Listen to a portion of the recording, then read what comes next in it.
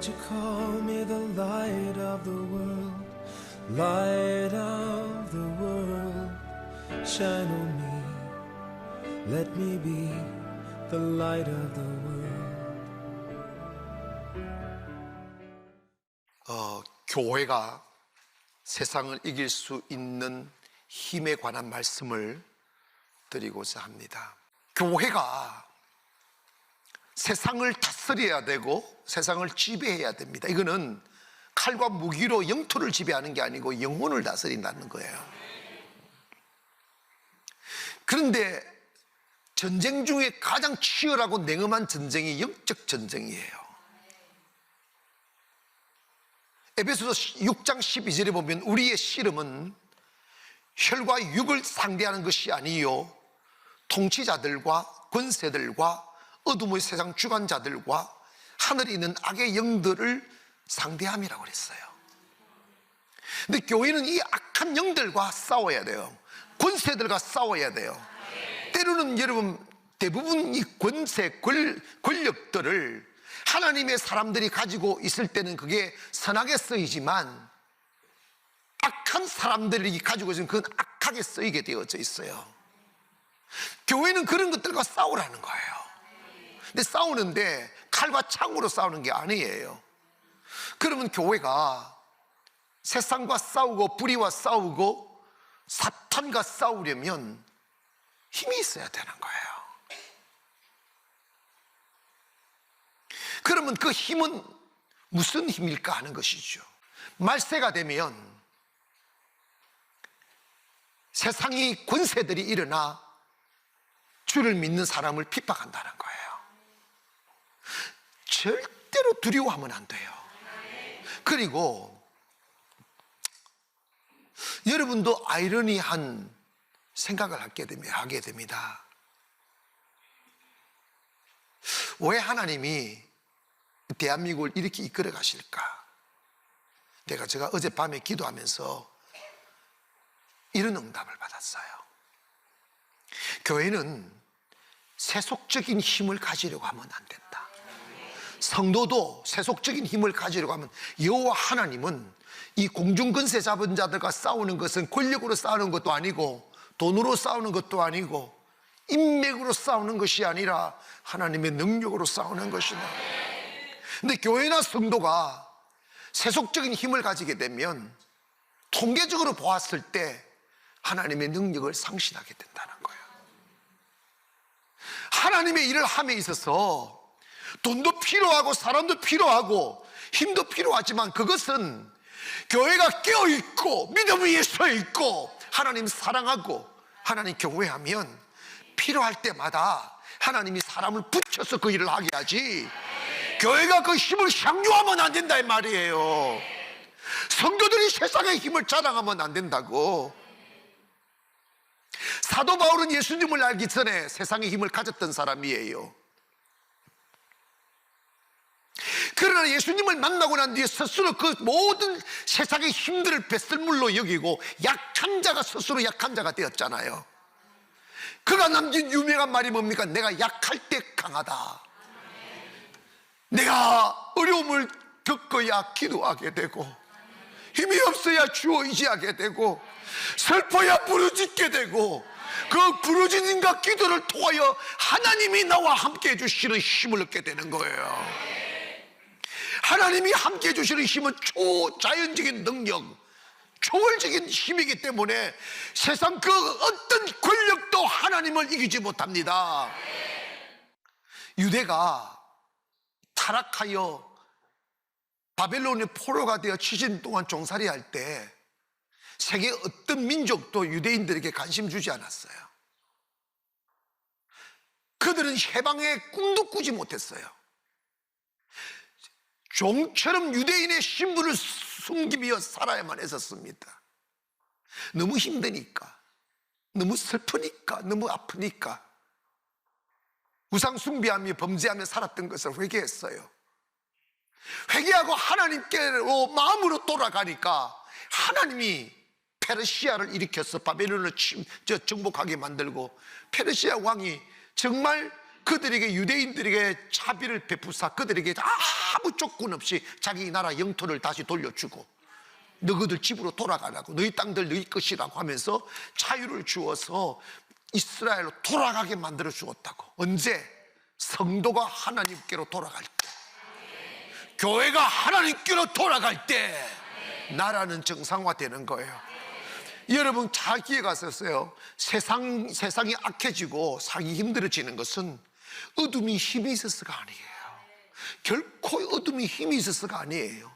교회가 힘을 잃어버리면 어둠이 지배하게 되어져 있어요. 그리고 주님이 이런 말씀하셨어요.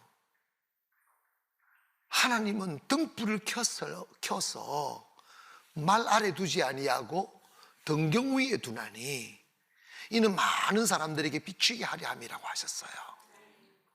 이 말씀은 뭐냐면, 우리가, 교회는 세상의 빛입니다. 성도는 세상의 빛이라고요. 아무리 어둠이 짙고 힘이 강하고 두렵다 할지라도 한 줄기 빛 하나만 딱 생겨나면 어둠은 소리 없이 사라집니다.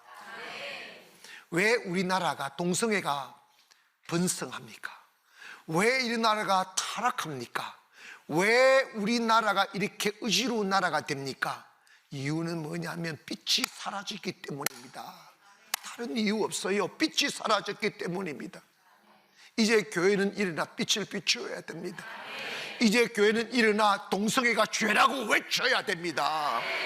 하나님을 사랑하라고, 하나님을 경외하라고, 진리에게로 돌아가자고 외치는 자의 소리가 사라져버렸다고. 교회는요 외딴섬이 되었어요. 저그들끼리 모여가지고 외칩니다. 저그들끼리 뭐 속닥속닥 헤어집니다. 세상의 빛을, 발광체가 되지 못하는 거예요. 숨겨진 빛, 그것도 빛도 아닌 거예요. 희부리한 거지요. 두려워하지 마세요. 교회가 살아나면, 빛이 되면 세상은 밝아지는 거예요. 지금 대한민국의 전당은 정부가 문제고 세상의 문제가 아니에요. 교회와 성도들이 문제예요. 교회와 성도들이 다시 빛이 되면 어둠은 소리 없이 사라집니다. 믿어지면 아멘 합시다. 그렇다면 이 세상을 이길 수 있는 교회의 힘은 뭘까? 내가 조금 더 교회 힘이 뭘까? 첫째로 세상을 이길 수 있는 힘은 사랑이에요. 사랑. 요한 1서 5장 1절을 함께 읽어봅니다. 시작. 예수께서 그리스도이심을 믿는 자마다 하나님께로부터 난 자니 또한 낳으신 이를 사랑하는 자마다 그에게 난 자는 이 말씀의 의미는 하나님은 사랑이고 그 하나님으로부터 난 자는 역시 사랑이다. 고백합시다. 하나님은 사랑이다. 그런데 이 세상은 사랑이 아니에요. 요즘 세상 보면 분노와 욕심과 탐욕으로 살아가고 있어요. 그래서 자신들의 욕심을 채우려고 싸우고 음해하고 죽이고 고소하고 난무합니다. 세상이 점점 불행해져요. 마태복음 12장 25절에 보면 예수께서 그들의 생각을 아시고 이르시되 스스로 분쟁하는 자 나라마다 황폐하여질 것이요 스스로 분쟁하는 동네나 집마다 서지 못한다고 그랬어. 나라가 서려면요 서로 갈등하지 말아야 돼요. 싸우지 말아야 돼요. 애국 그 하나만 생각하면 되는 거지. 누가 하든지 간에 누가 끌리고 잡든지 간에 나라 잘되게 할 사람 같이 믿어주면 그 사람한테 맡기면 되잖아. 한국 교회도 얼마나 싸움이 많은지 몰라요. 분열이 많아요. 다 욕심 때문에 그래요.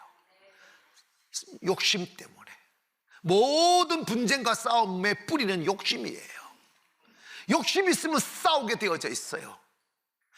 교회와 하나님의 사람들은 욕심으로 사는 사람들이 아니라 주님의 은혜로 사는 사람들이에요. 하나님의 은혜 믿고 은혜 입고 사는 사람들입니다. 그런데 여러분, 이거 기억하십니까? 예수님이 이 땅에 오셨을 때 빛이 세상에 오매 어둠이 빛을 미워하더라 그랬어요. 세상이 어둠이라면 빛을 좋아할 리 없지. 그런데 어둠을 이기는 힘이 뭐냐면 사랑입니다. 요한일서 4장 10절에 보면 사랑에 대하여 이렇게 설명합니다. 사랑은 여기 있으니 우리가 하나님을 사랑한 것이 아니요, 우리가 하나님을 사랑한 게 아니요, 하나님이 우리를 사랑하사 우리 죄를 속하기 위하여 화목제물로 그 아들을 보내셨습니다. 사랑은 죄인인 우리를 속죄해 주시기 위하여 우리를 대신하여 그분의 아들을 속죄제물로 보내주신 그것이 사랑이라는 거예요. 요즘 저도 내가 잘못 생각했구나 하는 것을 생각했어요. 저도 모르게 세상을 판단하고 있더라고요. 저도 모르게 세상을 비판하고 있더라고요.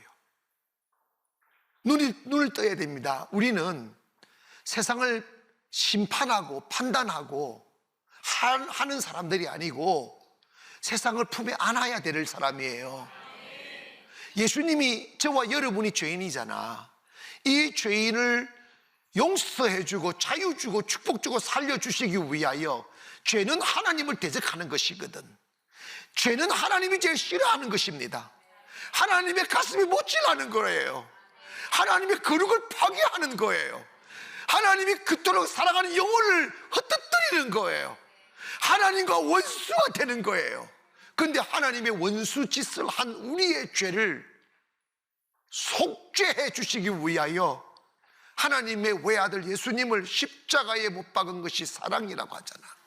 그러면 교회는 세상을 심판하는 곳이 아니고 교회는 세상의 어둠을 책임지는 거예요. 우리 때문에 이런 거라고. 여러분, 이거 믿기를 바랍니다. 아무리 대한민국 사회가 타락한 사회가 할지라도 우리 가난한 성도만이라도 거룩하게 살고 믿음으로 살고 삐띠게 살면 세상 바뀌어요. 그 파급력은 큰 거라고. 사랑은 책임지는 거예요. 사랑은 품는 거예요.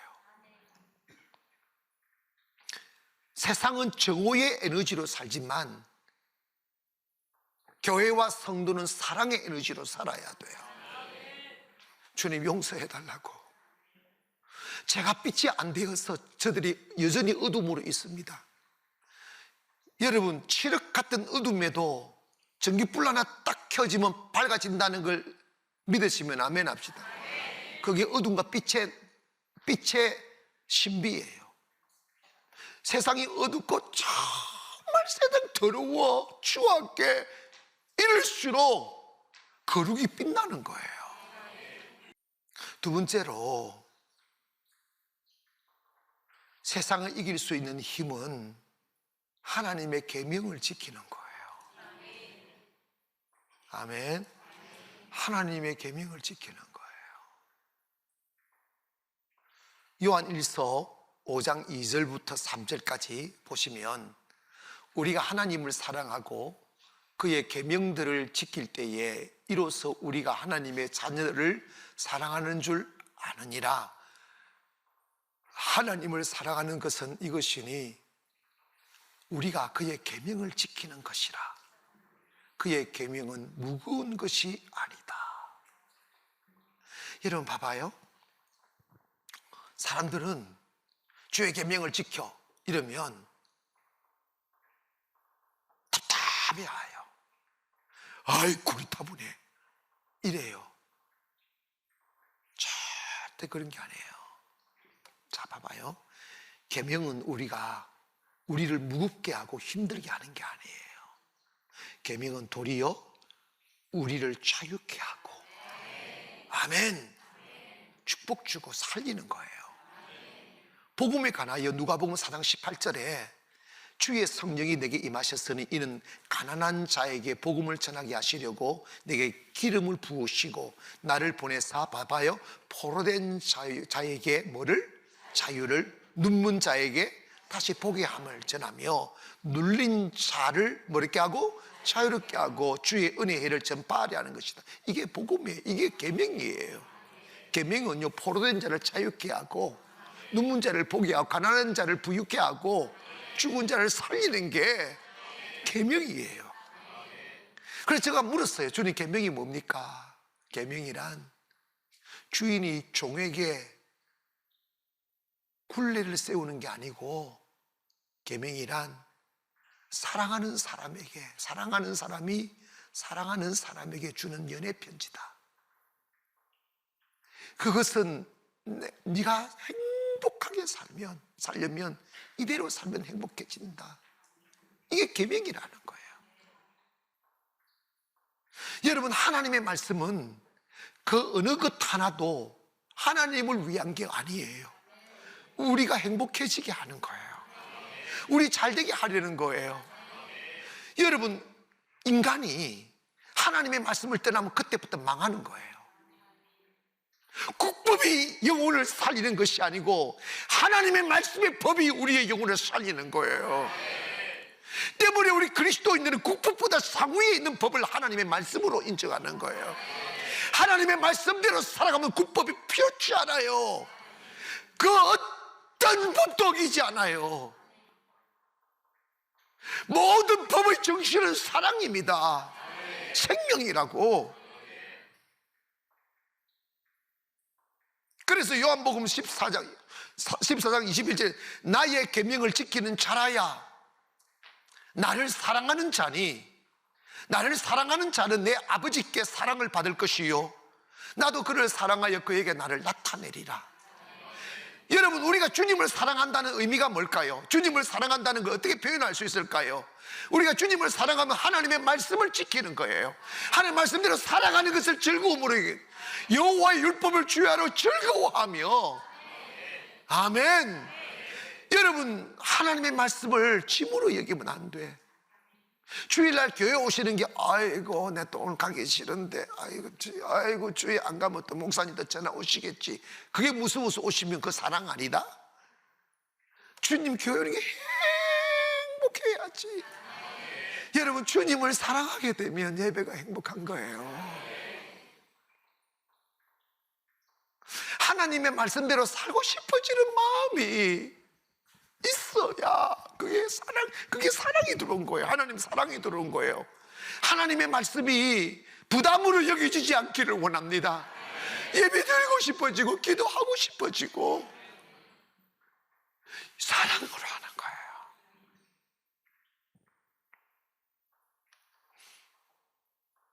우리는 하나님의 말씀을 지키는 것이 우리의 행복을 지키는 것이고 축복을 지키는 것이고 형통함을 지키는 거예요.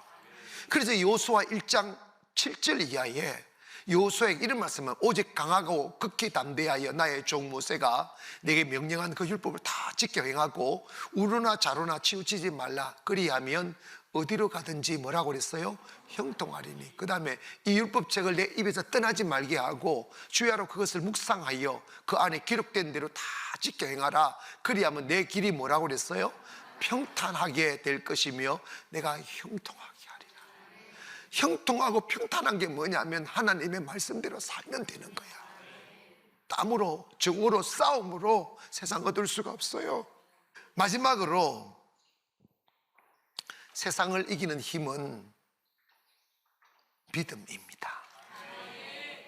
따라합시다. 믿음으로 세상을 이길 수 있다. 인간은 불완전하게 태어나서 예측할 수 없는 미래를 맞이해야 됩니다. 때문에 항상 인간의 모든 사람들의 가슴 속에는 미래에 대한 두려움이 상존하고 있어요. 때문에 안전한 미래를 위하여 힘을 가지려고 하는 거예요. 돈도 좀 있어야 되고, 사람들이 날 해치지 못하도록 권력도 좀 있어야 되고, 친구들도 좀 있어야 돼 하면서 여기 모임 들어가고 저기 모임 막 들어가고 막 그러면서 울타리를 만들어요. 그러나 하나님은 성도나 교회가 세속적인 힘을 가지고 그것을 울타리 삼고 살려 하는 것을 무척이나 안 좋아합니다. 아시겠어요? 정말 싫어하셔요.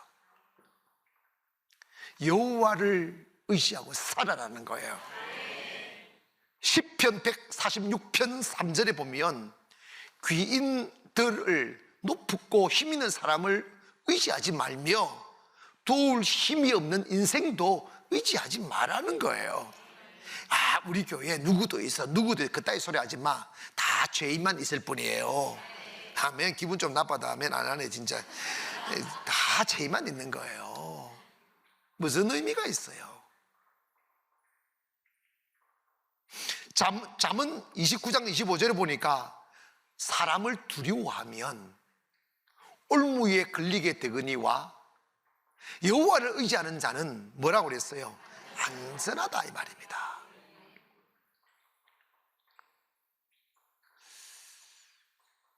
교회가 세상에서 핍박당할 때 교회가 힘이 없어서 핍박당하는 게 아니에요. 예수님이 어디 힘이 없어서 십자가에 못 박히신 것 아니잖아요. 하나님의 뜻을 이루는 과정일 뿐입니다. 하나님의 그 아름다운 뜻 안에 우리가 잠시 고난당하는 프로그램이 있으면 고난도 축복이에요. 그러나 성도는 절대 세상이 함부로 할 수 있는 게 아니에요. 하나님이 허락하지 않아요. 믿음은 질병에서 보호받을 수 있는 능력이 있고, 믿음은 하나님을 일하게 하는 능력입니다. 성도들은 하나님의 이름을 위하여 때로는 크게 주시면 그걸 관리해야 되지만 내가 소유한 부유를 향유하면 안 돼요. 그걸 즐기지 말아라 이 말이에요. 그걸 하나님을 대신하지 말아라, 한 방에 가버립니다. 그래서 교회는 힘이 있든지 없든지 간에 겸손해야 돼요. 겸손은 뭐냐? 하나님을 의지하는 마음을 가지고 사는 거라 이 말이에요. 자신의 힘을 자랑하면 안 돼요. 내가 산을 향하여 눈을 들리라. 나의 도움이 어디서 올꼬? 나의 도움이 천지를 지으신 여호와께로소이다. 예수 믿는 사람은 하나님 믿고 살아야지. 하나님을 도움 삼고 살아야죠. 다시 말씀드립니다. 교회가 진리 위에 서 있고 성도가 하나님 사랑하면 결코 세상이 교회 못 이겨요. 여러분, 교회는 정복하는 곳이 아니고 섬기는 곳입니다. 살리는 곳입니다. 죽은 자를 살리고 가난한 자를 부유케 하고 포로된 자를 자유케 하고 영적인 사탄의 손에서 자유하여 그 가정을 살리는 곳이 교회라면 그것은 돈으로 되는 게 아니에요. 권력으로 되는 게 아니에요. 눈에 보이지 않는 하나님의 능력으로 되는 것이라 이 말이에요. 교회는 약한 자 같으나 강해요. 아무것도 없는 것 같으나 다 가졌어요. 그것이 어디서 오는 힘입니까? 주님이 함께하는 힘이에요. 오늘 우리에게 그것이 있습니다. 저는 50일의 기적을 연기할까 말까 하는 고민에 빠졌을 때 내가 욕을 먹어도 해야 되겠다는 결론을 내렸던 동기가 있어요. 그게 뭐냐면 내가 세상을 잃어버려도 하나님 잃어버리면 안 되겠구나. 이것은 하나님 앞에서 약속이 있으니까 힘들어도 지켜내야 되겠다 하는 것이었습니다. 하나님을 붙잡는 교회가 이깁니다. 우리 두려워하지 말고, 교회가 세상을 이길 수 있는 힘이 뭐랄까요? 믿음이에요. 믿음. 오늘 저와 여러분이 하나님 사랑하고 하나님 말씀 잘 지키고 믿음으로 허리띠를 졸라매면 그것이 여러분을 지키는 힘이에요. 그 힘으로 승리하는 저와 여러분 되기를 주의 이름으로 축원합니다.